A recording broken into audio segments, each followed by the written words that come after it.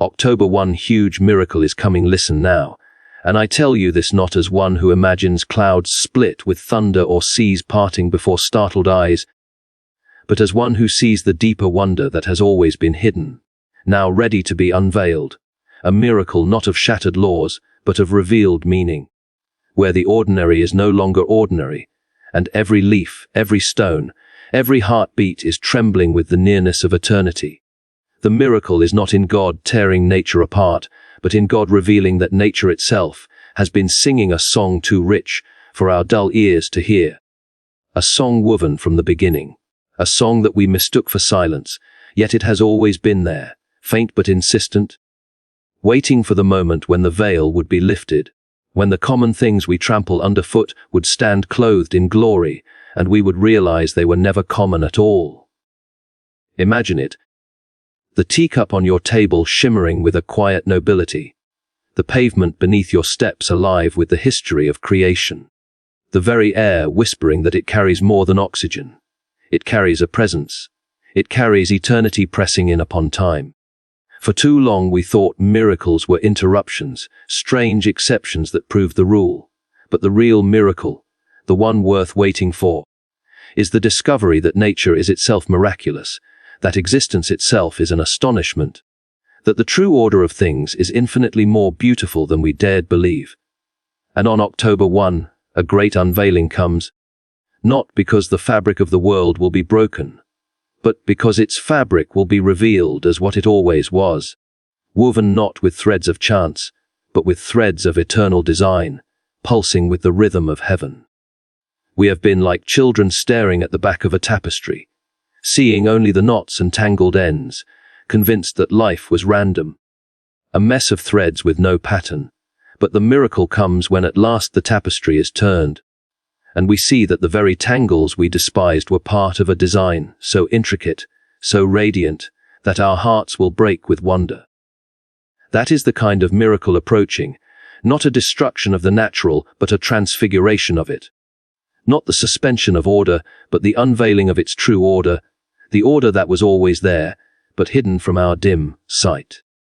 Think of how the sunlight falls upon the grass, how the stars burn in their courses, how the tides obey the moon, and then realize that all these things were not set merely to run but to speak, not merely to exist, but to declare a language older than the world, a language of glory, a language of promise, a language that tells us we are surrounded at every moment by the eternal.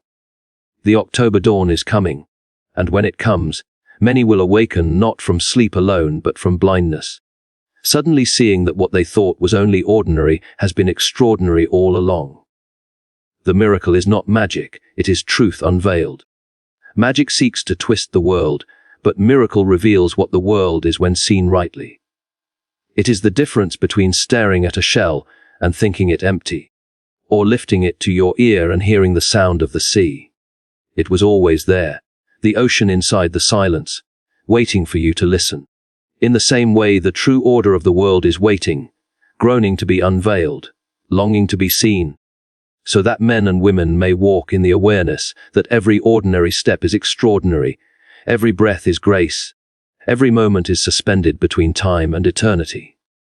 This is the miracle that comes, not to dazzle the eyes for a fleeting instant, but to awaken the soul forever, to draw us into the recognition that life itself, in its smallest fragments, is charged with the grandeur of God.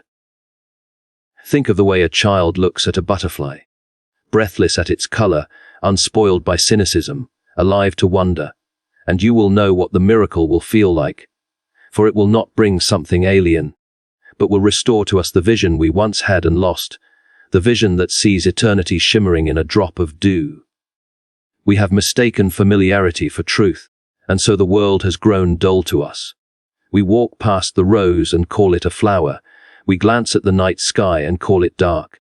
We hear a bird's song and call it noise, and in so doing we commit the greatest of errors. For we trade wonder for indifference. We exchange miracle for monotony. But on October 1, monotony will be shattered, not by something new arriving, but by the revelation of what has been there all along. The lifting of scales from the eyes, the piercing of sleep, the awakening of wonder. The world will not be different, but we will be different in it. For we will see at last that the ordinary has never been ordinary, that every blade of grass, every grain of sand, every flicker of light has been bearing silent witness to the eternal order from the very beginning. The true miracle is that the veil grows thin, thinner than it has ever been, and the nearness of eternity becomes unavoidable, so close that we cannot ignore it, so radiant that we cannot deny it. And the miracle is not in bending the laws of nature, but in revealing that nature itself is law and music and poetry, that existence itself is a burning bush, a flame with God yet not consumed. So do not imagine that October 1 will come with trumpets only in the sky, for the trumpets will sound in the heart. And those with ears to hear will know that the music has already begun, has always been playing, only muffled by our inattentiveness. It is not the breaking of nature that you will see, it is the unveiling of its glory.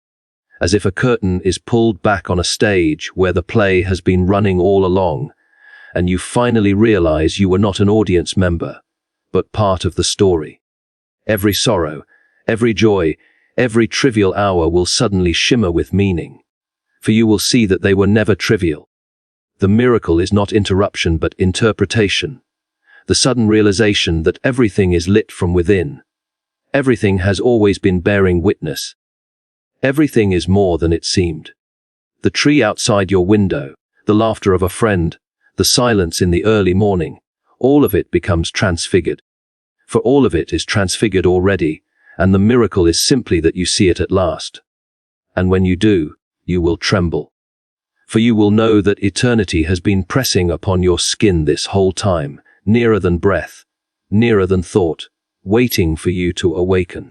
October 1 huge miracle is coming, listen now, and I speak to you of hope, not as the thin thread of daydreams or the fragile whisper of human optimism, but as something sturdier, something weightier, something with the fragrance of eternity upon it.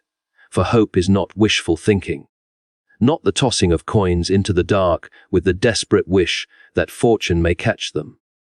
But hope is the sure fragrance of a promise already fulfilled in heaven and now drawing near upon the earth. To live in hope is to breathe in the air of a world that already exists and is already secured, though our eyes may not yet fully behold it. It is to walk in the valley of shadows while the light of another dawn filters down upon us, not as imagination but as reality, not as dream but as certainty. For the promise is already finished above though it is unfolding below. Think of it as a feast already prepared, the table already set, the candles already burning, the bread already broken in heaven, and we here upon earth smell the fragrance drifting down, telling us with every breath that what is coming is not uncertain, not tentative, not hanging by a thread, but sure, firm, immovable, secured by hands that cannot fail. That is why October 1 bears such weight. For it is a day heavy with hope, the kind of hope that does not bend beneath the storms of circumstance, the kind of hope that stands even when the winds howl, because it is not anchored in human plans, but in eternal fulfillment. Many mistake hope for optimism, but optimism is a fragile thing, built on the shifting sands of probability, swayed by the rise and fall of circumstances, shattered when the expected good fails to appear. But hope is not built on probability, it is built on promise, and not a promise yet to be decided, but a promise already fulfilled, already established, already complete in the courts of heaven. To hope rightly is to live in the light of what is already done, to lean upon the eternal verdict that goodness has triumphed, to rest in the knowledge that what we await is not uncertain, but certain, not dependent on chance but grounded in the immutable will of God. Think of how a man walking in the desert, parched and faint, smells the scent of water before he reaches the spring. The fragrance of it stirs his heart, strengthens his step, for though he does not yet see the water, he knows it is there, and the scent is the pledge. Hope is that scent, the fragrance of a spring already flowing, the perfume of a feast already spread, the assurance of a dawn already risen beyond the horizon. It is not fragile, it does not flicker, it does not depend on circumstance, because it is the echo of what has already been completed. Hope then is not pretending, not closing our eyes to the darkness and pretending the night is day, but hope is opening our eyes wide, seeing the night as it is, and yet knowing that the stars are heralds of a greater light, knowing that dawn is already written, that the sun is already risen in another place and is only traveling toward us. Hope is the power to live now as though eternity is true, because it is true. It is the fragrance of heaven wafting down into our ordinary days, reminding us that the promise has already been secured and we live not in the land of if, but in the land of when. That is why hope cannot be taken away by trial. For it does not rest on the shifting conditions of life, but on the unshakable reality of God's eternal word, a word that has already been fulfilled. When you grasp this, you understand that hope is not the frail wish of the desperate, but the strong anchor of the soul, fastening us not to the ground beneath our feet, but to the heavens above, to that place where promises are not broken, where fulfillment is not postponed, where the eternal has already happened and only waits to break into time. To live in hope, true hope, is to live as one who hears a melody that others cannot yet hear.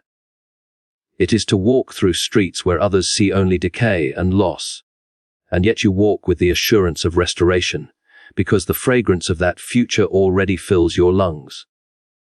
Hope makes the weary heart strong, not by denying the weariness, but by whispering that strength already exists, already flows, already belongs to us. The one who hopes does not deny the winter, but he knows the fragrance of spring is in the air, and that fragrance is not deception, it is the first announcement, the guarantee that spring is not a possibility, but an inevitability. And on October 1 the miracle comes clothed in that kind of hope, the kind that does not hang upon the thin threads of human effort, but upon the mighty cables of eternal promise, and those promises are not pending but fulfilled, waiting only to be unveiled in their fullness. Some may say hope is fragile, but they mistake it for wishfulness, the shallow hope of gamblers and dreamers who lean upon chance. But the hope I speak of is not fragile, it is granite, it is mountain, it is stronger than despair, stronger than death, for it is the echo of what has already been accomplished. Hope is the child of memory, for it looks backward into eternity and sees that the promise has already been kept, and therefore it can look forward into time and know the unfolding will not fail. Do you see it? We breathe the air of a kingdom already completed. We stand upon ground already claimed. We live in a story whose ending has already been written, and that ending is joy. Hope is simply the awareness of this, the courage to live as though it were true because it is true. And the fragrance of it is already here, subtle but undeniable, like the perfume of blossoms before the garden comes into bloom. This is why October 1 matters, for it is a day not of speculation but of revelation. A day when the fragrance becomes stronger, when the air grows thicker with certainty, when the promise presses nearer to the earth, when the eternal leans close and whispers in our ears that all is already accomplished. October 1 huge miracle is coming, listen now, and when that dawn arrives it will not be as men count dawns, not as the weary turning of another page in the almanac, not as a date shuffled into the endless sequence of time, but as the whisper of the eternal calling time itself into song. The calendar knows only numbers and squares, but eternity knows music, and when the first light of October 1 stretches across the sky, it will be more than a morning. It will be a note struck upon the strings of creation, a chord that resonates not only in the air, but in the marrow of our being. For all of history has been moving toward harmony, and the eternal longs for time itself to sing. We think of time as a burden, an endless march, a series of ticks on the clock dragging us forward, but time was not made to be endured. It was made to be woven into the music of God. The hours were not fashioned as shackles, but as instruments, tuned to carry melody. And the true miracle is not that time will end, but that time will be transfigured, gathered up into the eternal song it was always meant to echo. When the dawn of October 1 breaks, it is not merely another dawn, but the unveiling of this truth, the reminder that even time is not mute, that the turning of days is itself a choir rehearsing for glory, Consider how the morning light touches the earth, how the shadows recede, and the colors awaken, how the birds lift their voices, as if commanded by some unseen conductor, and you will understand what I mean when I say time sings. For morning is not merely the absence of night, it is the daily liturgy of creation, the sermon preached by the sky that declares again and again that light triumphs, that darkness retreats, that the world is renewed. And when October 1 comes, it will not be different in kind, but it will be different in depth, for the veil will be thinner, the whisper clearer, the music louder, and those who listen with their souls will hear it. Time is not empty. It is charged with song, and that song is the voice of the eternal, bending low, calling us to join. For too long we have walked through our days as though they were colorless, as though each sunrise were routine, each hour disposable, each nightfall meaningless, but time has never been meaningless. Every moment is a syllable in a hymn older than the world, and on October 1 that hymn will sound closer, as though eternity has stepped nearer to our ear and breathed its melody into our hearts. You may think the calendar is indifferent, that it rolls forward with no regard to heaven's design, but the eternal is not indifferent to time. The eternal has stooped down and entered time, clothed himself in its ticking seconds, walked within its numbered years, redeemed its weary course. And because of that, time is no longer a prison, but a temple, no longer a treadmill, but a procession. To live is to march in rhythm with the song of eternity, though our ears may be slow to hear it. That is why October 1 is not just a date, it is an announcement, a trumpet blast disguised as sunrise, a reminder that eternity has not forgotten us, that the eternal is nearer than breath, and that our ordinary hours are being tuned into harmony. When the dawn breaks, those who watch carefully will sense it. The air will be thick with meaning, the shadows trembling, the light more golden, as though time itself were leaning forward, eager to sing. Think of how a choir gathers, restless before the conductor lifts his hand, the voices murmuring, the instruments tuning, all waiting for the downbeat. That is how time feels on the eve of October 1, as though all creation were waiting to exhale, waiting for the cue, waiting for the eternal hand to fall and release the song that has been held back for ages. The miracle is not that time stops, but that time begins to reveal its hidden nature, begins to fulfill its true vocation, begins to sound the music of eternity. And we, who thought ourselves bystanders, discover we are part of the choir, our breaths, our footsteps, our laughter and our tears, all woven into the rhythm, all carried into the melody. The whisper of the eternal does not come to silence time, but to give it voice, to show that every moment has always been more than a moment, every hour more than an hour, every day more than a day. They are notes, and together they form a song too vast for us to grasp, yet not too vast for us to join. The dawn of October 1 is an invitation, not to watch from the outside but to sing from within.